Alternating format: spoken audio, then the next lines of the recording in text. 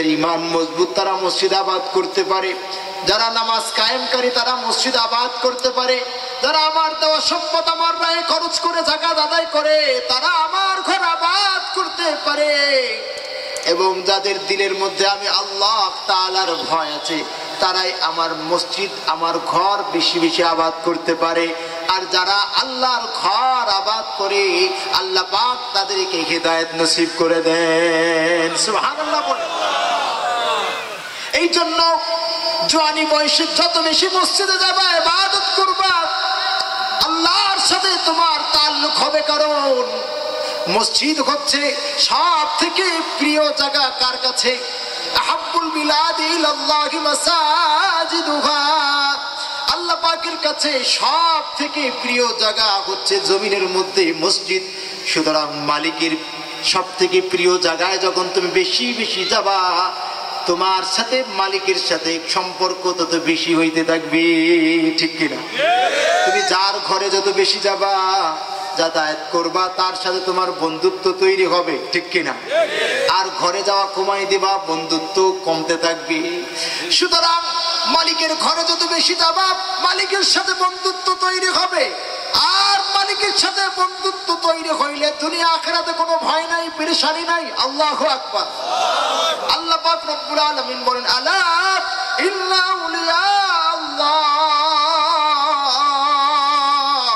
লা খাউফুন আলাইহিম ওয়া লা হুম ইয়াহজানুন আল্লাযীনা আমানু ওয়া কানু ইয়াত্তাকুন লাহুমুল বুশরা ফিল হায়াতিদ দুনিয়া ওয়া ফিল আখিরাহ লা তাবদীলা লিকালিমাতিল্লাহ লা তাবদীলা লিকালিমাতিল্লাহ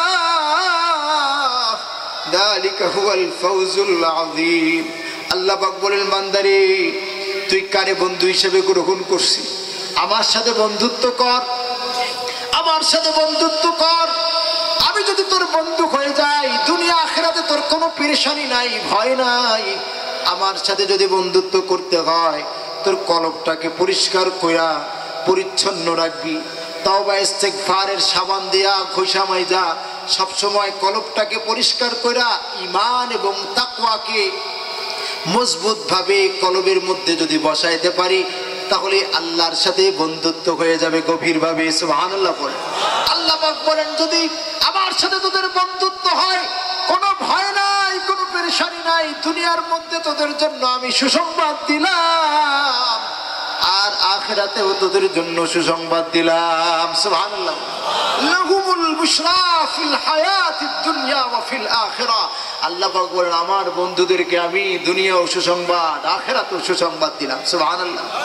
এক সাহাবী জিজ্ঞেস করলেন, ইয়া রাসূলুল্লাহ সাল্লাল্লাহু তাআলা আলাইহি ওয়াসাল্লাম, দুনিয়ার সুসংবাদের অর্থ কি? নবীজি বললেন, আর-রুয়া আস-সালিহাতু মিনাল্লাহ। আমার বন্ধুদেরকে দুনিয়ার যে সুসংবাদ দেই সেটা হচ্ছে আমি আমার বন্ধুদেরকে সত্য স্বপ্ন দেখাই। সুবহানাল্লাহ।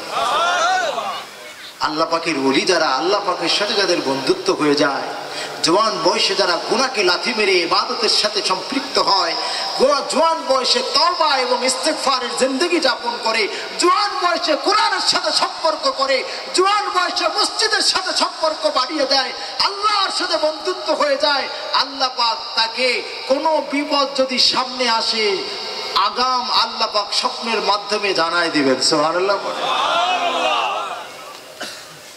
আর জান্নাতে পরকালের সুসংবাদের তো অভাব নাই। সুবহানাল্লাহ পড়েন, ইন্নাল্লাযীনা আমানু ওয়া আমিলুস সালিহাত কানাত লাহুম জান্নাতুল ফিরদাউসি নুজুলা খালিদিনা ফিহা লা ইয়াবগুনা আনহা হিওয়ালা। আল্লাহ পাক বলেন, আমার এই বান্দাদেরকে আমি জান্নাত দিব, তো সব থেকে উত্তম জায়গা জান্নাতের জান্নাতুল ফিরদাউস দিয়া দিব। সুবহানাল্লাহ। এই জন্য জওয়ানি বয়সে ইবাদত করলে শয়তান টার্গেট করে। জওয়ান ইবাদত করে মসজিদে যায়, মসজিদে যায় নামাজে দাঁড়ায় যায়, কোরআন তেলাওয়াতে মগ্ন হয়ে যায়, জিকির আজকারে মগ্ন হয়ে যায়। শয়তান এবার চিন্তা করলো ঘটনা কি, এই যুবক এত ইবাদত করে কেমনে তাকে মসজিদ থেকে সরানো যায়। তাফসীর ইবনে কাসীরের মধ্যে আসছে শাবুন নাশা ফি ইবাদাতিল্লাহ আন্না শাবান কানা ইয়াতাআব্বাদু ফিল মসজিদ। একজন যুবক মসজিদে অনেক বেশি ইবাদত করত। এই অবস্থা দেখলো একজন নারী বেবিচারী অসৎ নারী। ওই জওয়ানের চেহারা সুন্দর ছিল, তার প্রতি টার্গেট হয়ে গেল। কিভাবে এই যুবকটাকে আমার প্রতি আসক্ত করা যায়, এই চিন্তায় লিপ্ত হয়ে গেল ওই অসতী নারী। জওয়ান কিভাবে আল্লাহ থেকে সরে যায়, তার সাথে সম্পর্ক করে, এই চিন্তা লিপ্ত হইয়া বিভিন্ন সময় বিভিন্ন প্রলোভন দেওয়ার চেষ্টা করতে থাকলো। রাস্তাঘাটে বিভিন্ন সময় বিভিন্ন ভাবে তার প্রতি আকৃষ্ট করার জন্য চেষ্টায় লিপ্ত হয়ে গেল। আমাদের সমাজে এই পাপাচার বেশি না কম? এই পাপের কারণে আল্লাহ আমাদের জমিনে দিন দিন বাড়তেছে। যত বেশি অন্যায় বাড়বে, পাপাচার বাড়বে, গুনাহের পরিবেশ হবে, অবৈধ প্রেম ভালোবাসা হবে, তত বেশি আল্লাহর আযাব আসতে থাকবে। ঠিক কিনা? এই যত আযাব দেখি, আলুর দাম বাড়ছে, আলুর দাম 70 টাকা। আপনাদের এলাকায় কত? 70? ঢাকাও 70, এখানেও 70। হ্যাঁ, কি অবস্থা! অথচ উৎপাদন খরচ কত জানেন? আলুর উৎপাদন খরচ কত? 14 টাকা। কয় টাকা? 14 টাকা উৎপাদন খরচ কেজি প্রতি, আর বিক্রি হচ্ছে 70 টাকা। চিন্তা করা যায়? সিন্ডিকেট করে এই অসাধু মানুষগুলি গরিবের পেটে লাথি মেরে এরা রাতারাতি ধনী হতে চায়, কোটিপতি হতে চায়। ঠিক কিনা? আল্লাহর কসম করে বলি, যেই সমস্ত অসাধু ব্যবসায়ীরা সিন্ডিকেটকারী, শোনো, তোমরা মনে করছো রাতারাতি কোটিপতি হবে। খোদার কসম করে বলি, গরিবের বুকে লাথি মেরে জুলুম করে তোমরা কোটিপতি হতে পারো সাময়িক।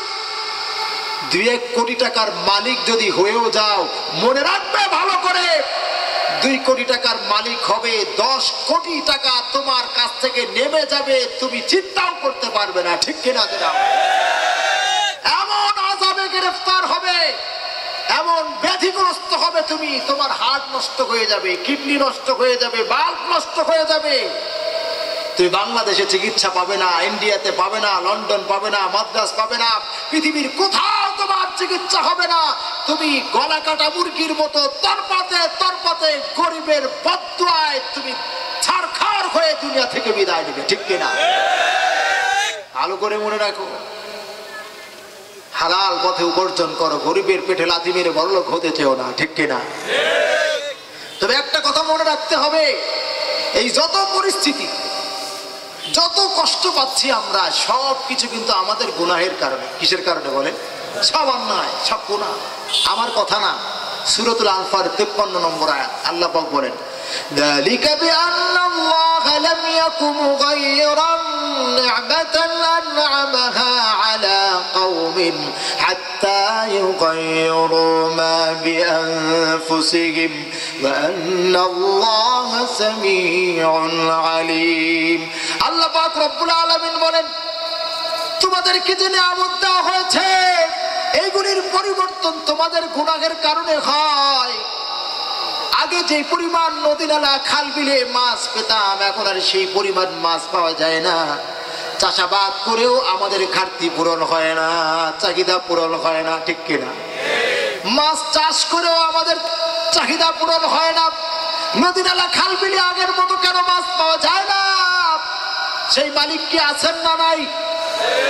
সেই মালিকের ক্ষমতা আছে না নাই? তাহলে তিনি সেই কুন ফায়াকুনের মালিক, সব কিছুর খাজানা যেই মালিকের হাতে।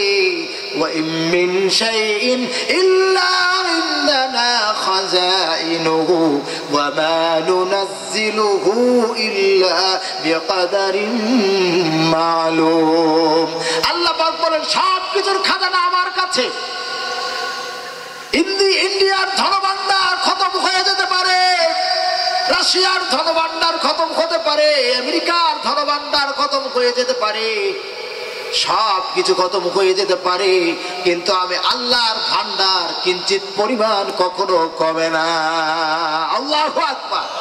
সুতরাং সম্পর্ক যদি ওই মালিকের সাথে হয়, আল্লাহ পাক বলেন আমার খাজানার সাথে, আমার ধনভাণ্ডারের সাথে যদি তোমাদের সম্পর্ক হয়, তাহলে তোমাদের কখনো কোনো অভাব দেখা দিবে না। সুবহানাল্লাহ। আল্লাহ পাক বলেন ওয়ালাউ আন্না আহলাল কুরা আমানু ওয়াত্তাকাউ লাফাতাহনা আলাইহিম বারাকাতিন মিনাস সামাই ওয়াল আরদ ولكن كذبوا فأخذناهم بما كانوا يكسبون। আল্লাহ পাক রব্বুল আলামিন বলেন তোমরা মুমিন হয়ে যাও, মুত্তাকি হয়ে যাও, খাঁটি অর্থে মুমিন হও, খাঁটি অর্থে পরহেজগার মুত্তাকি হয়ে যাও, গুনাহ ছেড়ে দাও, পাপাচার মুক্ত হয়ে যাও, তাহলে তোমাদের কোনো অভাব দেখা দিবে না। আমি আল্লাহ আসমান আর জমিনের বরকতের দরজা খুলে দিব। সুবহানাল্লাহ। আল্লাহ পাক যদি বরকতের দরজা খুলে দেন, বাংলাদেশের এই সিন্ডিকেট ব্যবসায়ীদের কোনো বাপের ক্ষমতা আছে? কোনো ক্ষমতা আছে যে মূল্য বৃদ্ধি করবে? কি বলেন? আমাদের গুনাহের কারণেই আমরা সমস্যাগ্রস্ত। সূরাতুর রাদের 11 নম্বর আয়াতে আল্লাহ পাক বলেন ইন্নাল্লাহা লা ইউগাইয়িরু মা বিকাওমিন হাত্তা ইউগাইয়িরু মা বিআনফুসিহিম ওয়া ইযা আরাদাল্লাহু বিকাওমিন সুআন ফালা মারাদ্দা লাহু ওয়া মা লাহুম মিন দুনিহি মিন ওয়াল। আল্লাহ পাক রব্বুল আলামিন আয়াতের মধ্যেও একই কথা বলেন। আমাদের গুনাহের কারণে সব জায়গায় অভাব অনটন দেখা দেয়, নিয়ামতগুলি পরিবর্তন হয়ে যায়, আযাবে গ্রেফতার হই, সব আমাদের গুনাহের কারণে। ঠিক কি না? সূরাতুশ শূরার মধ্যে আল্লাহ পাক বলেন ওয়া মা আসাবাকুম মিন মুসিবাতিন ফাবিমা কাসাবাত আইদিকুম ওয়া ইয়াফু আন কাসীর। আল্লাহ পাক রব্বুল আলামিন বলেন যত মুসিবত আসে সব তোমাদের গুনাহের কারণে, তোমাদের হাতের কামাই। আয়াতের তাফসীরের মধ্যে আসছে যত ধরনের রোগ ব্যাধি বালা মুসিবত, যত রোগ হয় বালা মুসিবত হয়, আযাব গজব আসে, সব কিছু আমাদের গুনাহের কারণেই আসে। নাউজুবিল্লাহ পড়ে। আমি যদি ব্যাধিগ্রস্ত হই, আমি যদি রোগগ্রস্ত হই, আমার ফসল যদি নষ্ট হয়ে যায়, আমার ব্যবসায় যদি লস হয়, আমার চাকরিতে যদি পদোন্নতি না হয়, অবনতি হয়, সব কিছুর কারণ হচ্ছে আমার গুনাহ। ঠিক কিনা? আল্লাহ পাকের কোরআন বলতেছে।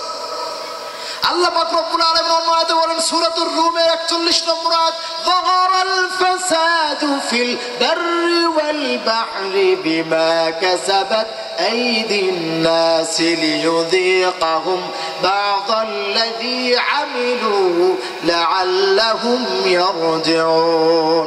জলস্থলে যত ধরনের আযাব গজব আসে, জলোচ্ছ্বাস হয়, বন্যা হয়, ভূমিকম্প হয়, আযাব গজব আসে, দ্রব্যমূল্য বেড়ে যায়, টর্নেডো আসে, এরপরে চিকুনগুনিয়া আসে, করোনা আসে, সব বান্দারে তোদের গুনাহের কারণে আসে। তবে আমি আল্লাহ, আমি এই জন্যই মুসিবত গুলো দেই যাতে করে তোরা আমি আল্লাহ তাআলার দিকে ফিরে আসিস। আল্লাহু আকবার বলে। এই আযাব মুসিবত কেন? আমরা যেন আল্লাহর দিকে ফিরে আসি। আল্লাহ পাক জুলুম করেন? নাউজুবিল্লাহ বলেন। এই আযাব দিয়ে কি আল্লাহ পাক জুলুম করেন নাকি? নাউজুবিল্লাহ। আল্লাহ পাক বলেন ইন্নাল্লাহা লা ইয়াযলিমুন নাসা শাইআন ওয়ালাকিন্নান নাসা আনফুসাহুম ইয়াযলিমুন। আল্লাহ পাক বিন্দু মাত্র কারো উপরে জুলুম করেন না, বরঞ্চ মানুষ গুনাহের কারণে নিজের উপরে জুলুম করে আযাব টেনে আনে। এই জন্য বলছি ভাইরা আমার, ইবাদতের মধ্যে যত বেশি ইবাদত করব, গুনাহ থেকে বিরত থাকবো, আল্লাহর রহমত আসতে থাকবে, বরকত আসতে থাকবে। জওয়ানি বয়সে ইবাদত আল্লাহর কাছে অনেক বেশি প্রিয়। এই জন্য জওয়ানি বয়সে ইবাদতে লাগলে শয়তান চায় কেমনে একে জওয়ান ইবাদত থেকে সরায় দেওয়া যায়। তাফসীর ইবনে কাসিরের ঘটনা বলতেছিলাম, একজন যুবক ইবাদত করতেছিল, অনেক বেশি ইবাদত করত। একজন নষ্টা মহিলা, ওই যুবকের প্রতি নজর পড়ে গেল। তাকে বিভিন্ন ভাবে তার প্রতি আকৃষ্ট করার জন্য চেষ্টা সাধনায় লিপ্ত হয়ে গেল। এক পর্যায়ে যুবকও ধোঁকার মধ্যে পড়ে গিয়েছিল। যুবক ধোঁকার মধ্যে পড়ে গিয়ে এমন ভাবে ধোঁকায় পড়ে গেছে, বেবিচারে লিপ্ত হওয়ার উপযুক্ত উপক্রম হয়ে গেছে। হঠাৎ করে যেহেতু যুবক আল্লাহকে পাওয়ার জন্য সাধনায় লিপ্ত হয়েছিল, আল্লাহ পাক বলেন ওয়াল্লাযীনা জাহাদু ফীনা লানাহদিয়ান্নাহুম সুবুলানা। আরে যারা আমাকে পাওয়ার জন্য সাধনা করে, আমি আল্লাহ আমাকে পাওয়ার রাস্তা, সব রাস্তাগুলি তাদের সামনে খুলে দেই। আল্লাহু আকবার। যুবক যেহেতু আল্লাহকে পাওয়ার জন্য সাধনায় লিপ্ত হয়েছিল, আল্লাহ পাক রব্বুল আলামিন তাকে বাঁচানোর জন্য তখন ওই যুবকের দিলের মধ্যে সূরাতুল আরাফের ওই যে 201 নম্বর আয়াত আল্লাহ পাক রব্বুল আলামিন বান্দাকে স্মরণ করায় দিলেন। সুবহানাল্লাহ। আল্লাহ পাক রব্বুল আলামিন স্মরণ করায় দিলেন, ইন্নাল্লাযীনা তাকাউ ইযা মাসসাহুম তাইফুম মিনাশ শাইতানি তাযাক্কারু ফাইযা হুম মুবসিরুন। আয়াত যখন যুবকের স্মরণ এসে গেল, আয়াত এমন ধাক্কা দিল যুবকের কলিজার মধ্যে, যুবকের কলিজার মধ্যে এমন ধাক্কা দিল, আল্লাহর ভয় এমন ভাবে জাগ্রত হলো। ওই ধাক্কা যুবক সহ্য করতে না পেরে ফাকাররা মাগশিয়ান আলাইহি, যুবক সাথে সাথে বেহুশ হয়ে জমিনের মধ্যে পড়ে গেল। আল্লাহু আকবার। জওয়ান যখন বেহুশ হয়ে, যুবক বেহুশ হয়ে জমিনে লুটে পড়ল। কিছুক্ষণ পরে, বেশ কিছুক্ষণ পরে আবার তার হুঁশ ফিরে আসলো। হুঁশ ফিরে আসার পরে আবার আয়াতটা স্মরণ হয়ে গেল। আবার যখন আয়াত স্মরণ হয়ে গেছে, আবার বেহুশ হয়ে গেছে। সুম্মা মাত, এইবার যে বেহুশ হয়ে গেছে আর দুনিয়ায় থাকে নাই, দুনিয়া থেকে এই বেহুশের মধ্যে বিদায় হয়ে গেছে। আল্লাহু আকবার কাবীরা। যারা আল্লাহকে পাওয়ার জন্য সাধনা করে, আল্লাহকে পাওয়ার জন্য চেষ্টা করে, শয়তান তাদেরকে জাহান্নামমুখী করতে চায়, আল্লাহ পাক তখন তাদেরকে কুদরতি ভাবে হেফাজত করেন। আল্লাহু আকবার। এই যুবক ওই অবস্থায় তার মৃত্যু হয়ে গেল, এখনো কিন্তু গুনাহের মধ্যে লিপ্ত হয় নাই, আল্লাহ পাক হেফাজত করেছেন। যখন নাকি জওয়ান মৃত্যুবরণ করছে, জানাজার দাফন কাফনের ব্যবস্থা করা হলো। হযরত ওমর রাদিয়াল্লাহু তাআলা আনহুর জামানা ছিল। হযরত ওমর রাদিয়াল্লাহু তাআলা আনহু যখন খবর পাইলেন, খবর পাওয়ার পর ওই যুবকের বাড়ি পর্যন্ত যেতে যেতে যুবকের দাফন হয়ে গেল। দাফন হয়ে যাওয়ার পর হযরত ওমর রাদিয়াল্লাহু তাআলা আনহু কবরের কাছে পৌঁছে গেলেন। যুবকের কবরের কাছে পৌঁছা যায়, এবার যুবককে ডাক দিয়ে একটা কথা বলছে। কথাটা ছিল এই, ইয়া ফাতাব, ইয়া ফাতাব ওয়ালিমান খাফা মাকাম রাব্বিহি জান্নাতান। ও যুবক শোনো, আল্লাহর ভয় নিয়ে যেই ব্যক্তি মারা যায়, আল্লাহ পাক তাকে 2টা জান্নাত দেওয়ার ওয়াদা করেছেন। এই কথা বইলা যখন হযরত ওমর রাদিয়াল্লাহু তাআলা আনহু আওয়াজ লাগাইছেন, আওয়াজ দেওয়ার পরে তাফসীর ইবনে কাসিরের মধ্যে আসছে, ফাজাবাল ফাতা মিন দাখিলিল কবর। ওই জওয়ান যুবক কবরের ভিতর থেকে আল্লাহ পাক রব্বুল আলামিন তার জবানকে খুলে দিয়েছেন, কথা বলার শক্তি দিয়েছেন। আল্লাহ পাক পারেন কিনা? ইন্নামা আমরুহু ইযা আরাদা শাইআন আইয়াকুলা লাহু কুন ফায়াকুন। আল্লাহ পাক যখন ইচ্ছা করেন বলেন কুন তো হয়ে যায়। সুতরাং আল্লাহ পাক রব্বুল আলামিন যুবকের জবানকে ওই অবস্থায় খুলে দিলেন। যুবক তখন জবান কবরের ভিতর থেকে আওয়াজ দিয়ে বলতেছে, ইয়া উমর। তাফসীর ইবনে কাসিরের ঘটনা শোনাচ্ছে, আমার কথা নয়। ইয়া উমর, আমিরুল মুমিনিন ওমর, আপনি যে বলেছেন যে আল্লাহর ভয় নিয়ে মৃত্যুবরণ করে আল্লাহ পাক তাকে 2টা জান্নাতের ওয়াদা করেছেন। ওমর قد اعطانيهما ربي عز وجل, অবশ্যই অবশ্যই আমার রব আমাকে 2টা জান্নাতি দান করেছেন। সুবহানাল্লাহ। আল্লাহ পাক রব্বুল আলামিন জওয়ান বয়সের ইবাদতকে বড় পছন্দ করেন। এই জন্য জওয়ান বয়সে যত বেশি ইবাদত করা যায়, গুনাহমুক্ত থাকা যায়, তত বেশি আল্লাহ পাকের কাছে প্রিয় হয়। সুবহানাল্লাহ পড়ে। এই জন্য মসজিদের সাথে নামাজের সাথে সম্পর্ক আমি 2টা নসিহত করব। উঠবেন না, দোয়া করে উঠেন। প্রতিদিন কি মাহফিল হয়? প্রতিদিন মাহফিল হবে না। এই জন্য ওঠাউঠি করলে তো আপনারা শেষ কথা পাবেন না, দোয়া পাবেন না। কার দোয়া কবুল হবে কিছুই বলা যায় না। এই জন্য দোয়া করে উঠেন। তো বলতেছিলাম 2টা জিনিস, 2টা উপদেশ দিয়ে যায় আপনাদেরকে, নসিহত করে দেয়। যুবকদেরকে বলি, সবাইকে বলি, একটা হলো কোরআনের সাথে সম্পর্ক করবেন, 2 নম্বর হলো নামাজের সাথে সম্পর্ক করবেন। কয়টা জিনিস বললাম? 2টা জিনিস। যে কোনো সমস্যা আপনি নামাজে দাঁড়ায় যান। আমার মুসল্লিরা অনেক সময় আমার কাছে আসে তদবিরের জন্য। কিসের জন্য? তদবিরের জন্য আসে। তো আমি তদবির দেই। অনেক সময় দেখা যায় হিন্দু পরিবার থেকে চলে আসে তদবিরের জন্য।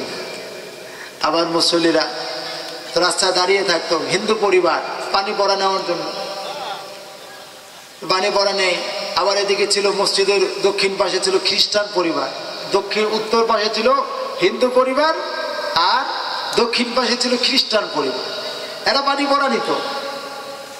একদিন এই খ্রিস্টান পরিবারের লোক একজন আমার মুসল্লিকে বলছে, আরে তোমরা তোমাদের খালি অসুস্থ হইলেই খালি ডাক্তারের কাছে দৌড়াও, আমরা তো হুজুরের কাছ থেকে পানি পড়া নিই, আমাদের তো উপরওয়ালা সুস্থ করে দেবে। সুবহানাল্লাহ। তাদের আত্মবিশ্বাস। তো হিন্দু পরিবারের লোকজন পানি পড়া নেই, তা আমি পানি পড়াই দেই। আসলে যার যেমন কোরআনের প্রতি আল্লাহর উপরে ইয়াকিন করে যে যেমন খায়, তো আল্লাহ পাক তাকে ওইভাবেই কবুল করেন। সুবহানাল্লাহ। ইয়াকিন যেমন হবে ফলাফল তেমন হয়। আমার এক মুসল্লি, তখন আমি খুলনাতে ছিলাম, এক যুবক, আমি মসজিদের দিকে যাচ্ছে, হয়তো দৌড়ায় আসতেছে, হুজুর একটু কথা আছে। কি কথা? হুজুর আমি একটু একটা চাকরির জন্য যাচ্ছি। কি চাকরি? আর্মিতে চাকরি, সেনাবাহিনী চাকরির জন্য যাচ্ছে, আজকে লাইনে দাঁড়াইতে হয়, আমাকে কিছু আমল বলে দেন, দোয়া করেন।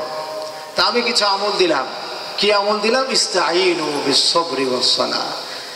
যে আমলটা আল্লাহ পাক শিখাইছেন, নামাজ এবং ধৈর্যের মাধ্যমে আল্লাহ পাকের কাছে সাহায্য চাও। আমি বললাম, যুবক সুন্দর করে ওযু করবা, সুন্দর করে সালাতুল হাজত পড়বা, এরপরে এই দোয়া করবা, এই আমল করবা। কিছু আমল শিখাই দিলাম। শিখাই দেওয়ার পরে যুবক চলে গেল। পরের দিন আমাকে খুঁজতেছে, সকালে পায় না, তো বিকেলবেলায় দেখা। হুজুর আপনাকে সকালে খুঁজছি, পাই নাই, আপনাকে সংবাদ দেওয়ার জন্য। কি সংবাদ? হুজুর আলহামদুলিল্লাহ আমার চাকরি হয়ে গেছে। আলহামদুলিল্লাহ।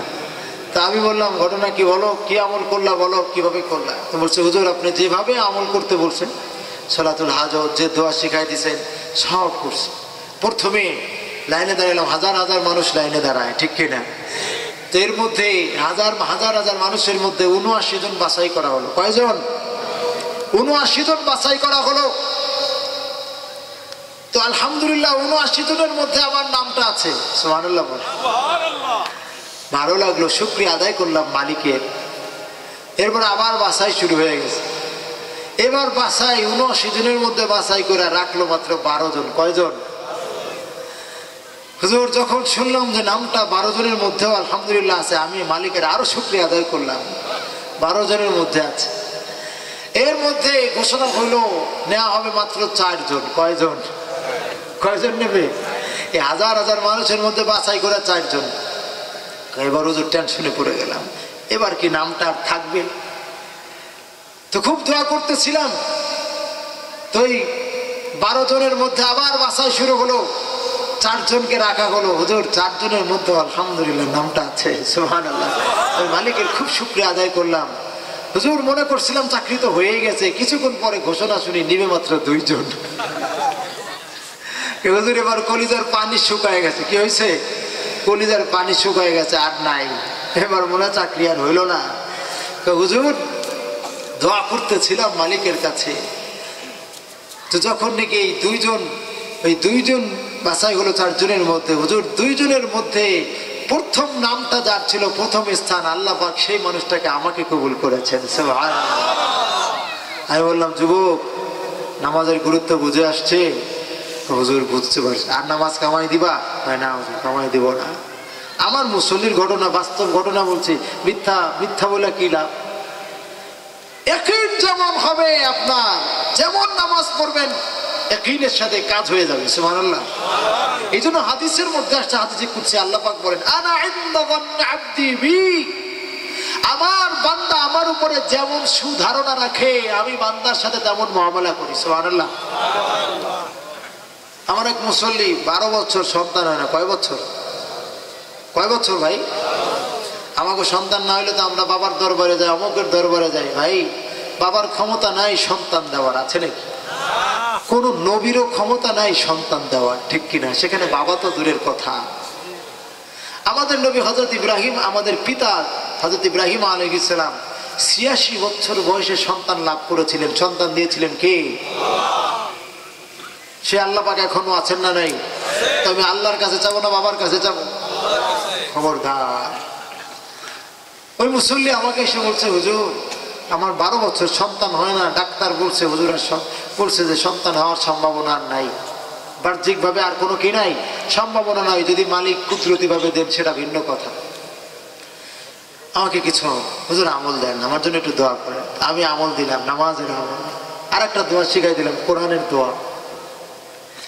যখন আমল দিলাম, এবার আল্লাহ পাকের এই বান্দা বাসায় গিয়ে বলতেছে, বিবিকে বলতেছে, খতিব সাহেব বলেছেন আল্লাহ পাক আমাদেরকে সন্তান দিবেন, এই আমল দিয়েছেন।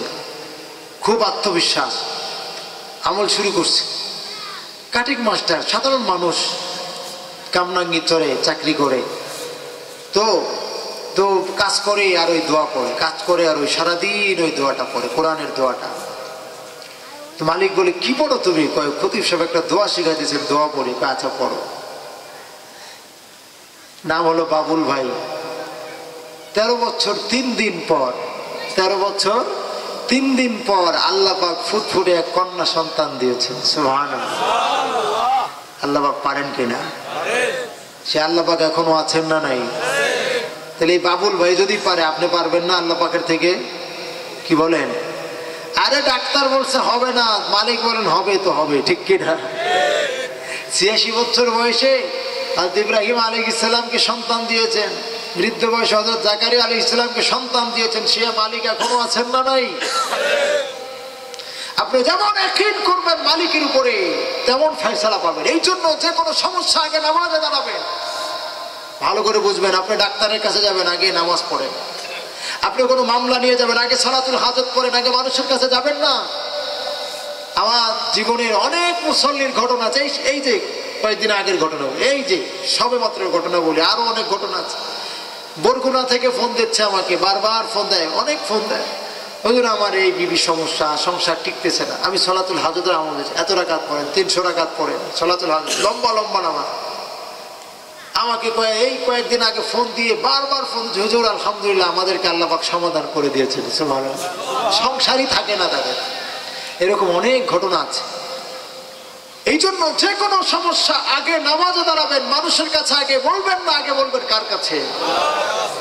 নামাজ পড়বেন, আগে সালাতুল হাজত পড়বেন, কান্নাকাটি করবেন, মালিকের কাছে দোয়া করবেন, এরপরে কাজে নামবেন, দেখবেন আল্লাহ পাক রাস্তা সহজ করে দিয়েছেন। সুবহানাল্লাহ। কারণ নামাজের মাধ্যমে সাহায্য চাওয়ার কথা কে বলেছেন? 2 নম্বর, সংক্ষেপ করে বলছি, লম্বা করব না, বেশি রাত হয়ে গেলে আবার ফজর কাজা হয়ে যাবে। 2 নম্বর হলো কোরআনের সাথে সম্পর্ক করবেন। যারা কোরআন পড়তে পারেন না, আমরা কোরআনের দুর্বল, এই জন্য ঈমানও দুর্বল, ঠিক কিনা? কোরআন হচ্ছে পাওয়ার হাউস। কোরআনের মাধ্যমে আমার ঈমান মজবুত হবে, আমার তাকওয়া মজবুত হবে। আল্লাহ পাক রব্বুল আলামিন বলেন ইন্নামাল মুমিনুনা আল্লাযীনা ইযা যুকিরাল্লাহু ওয়াজিলাত কুলুবুহুম ওয়া ইযা তুলিয়াত আলাইহিম আয়াতুহু যাদাতুহুম ঈমানাও ওয়া আলা রাব্বিহিম ইয়াতাওয়াক্কালুন। আল্লাহ পাক রব্বুল আলামিন বলেন আমার মুমিন বান্দাদের পরিচয় হলো আমার স্মরণ যখন তাদের সামনে করা হয় আমার ভয়ে তাদের দিলটা কেঁপে ওঠে, আর যখন কোরআন তিলাওয়াত করা হয় তাদের ঈমান বৃদ্ধি পায়। সুবহানাল্লাহ। কোরআনের কথা শুনলে ঈমান বাড়ে। আয়াতের তাফসীরের মধ্যে আসছে زادتهم قوة في التصديق وشدة في الإذعان ورسوخا في اليقين ونشاطا في الأعمال الصالحة وسعة في العلم والمعرفة। যারা কোরআন তেলাওয়াত করে, কোরআনের কথা শুনে, কোরআনের হক আদায় করে তাদের ঈমান শক্তিশালী হয়। সুবহানাল্লাহ পড়েন। তাদের আমলের জজবা, আমলের আগ্রহ বেড়ে যায়। আল্লাহ পাক সম্পর্কে আল্লাহর ভালোবাসা, মহব্বত আর ইলম, শরীয়তের ইলম, জ্ঞান বৃদ্ধি পায়। সুবহানাল্লাহ পড়েন। আজকে সারা পৃথিবীব্যাপী মুসলমান কেন মার খাচ্ছে? এর কারণ হচ্ছে মুসলমান কোরআন থেকে সরে গিয়েছে। ঠিক কিনা জোরে আওয়াজ করে বলেন। আজকে ফিলিস্তিনের মাজলুম মুসলমান, হাজার হাজার মা বোন শহীদ হচ্ছে, শিশু শহীদ হয়েছে। সারা পৃথিবীর মধ্যে মুসলমান নির্যাতিত। এর কারণ কি? অথচ পৃথিবীর সব থেকে বড় হাতিয়ার, অস্ত্র, প্রতিরক্ষা ব্যবস্থা মুসলমানের হাতে, মুসলমানের খবর নাই। আমরা মনে করি ইসরায়েলের কাছে, তার কাছে আয়রন ডোম, পৃথিবীর সব থেকে শক্তিশালী আত্মরক্ষা প্রতিরক্ষা ব্যবস্থা। খোদার কসম করে বলি পৃথিবীর সব থেকে শক্তিশালী প্রতিরক্ষা ব্যবস্থা আল্লাহ পাক মুসলমানদেরকে দিয়েছেন। আল্লাহু আকবার বলেন। সব থেকে শক্তিশালী হাতিয়ার দিয়েছেন মুমিনদেরকে। সুবহানাল্লাহ বলেন। কেমনে বললা?